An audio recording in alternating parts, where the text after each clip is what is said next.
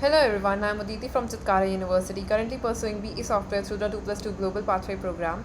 And in this video, I'll explaining the advantages of inheritance and polymorphism, and also discuss how we can extend the bank system to support a new transaction type.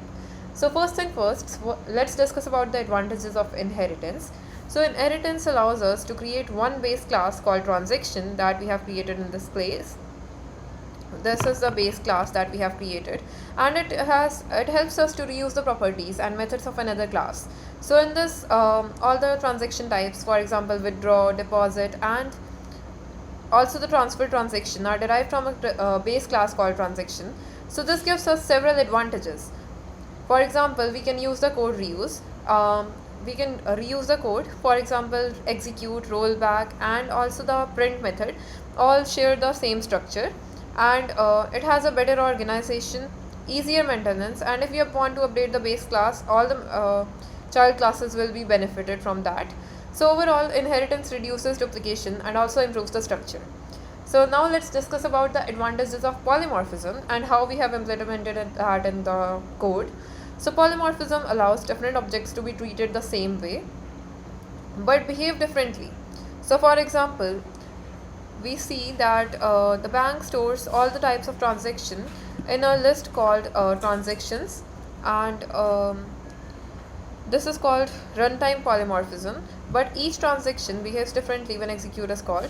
So the advantages include flexibility. We can add a new transaction types easily. Extensibility. Existing code does not need to change. And a cleaner code. One interface can have multiple behaviors.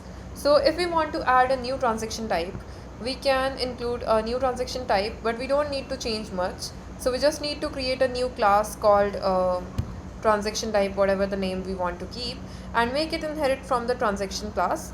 Then we will implement the required methods, for example override, execute, rollback, and print, and then we will use it in the bank. So the bank already works with the transaction objects, public void execute transaction, so we can directly pass the new transaction without changing the bank class. And at the end, we can have an optional step to add the menu option. So if using the menu option, we can just add a new option and call a method like do interest.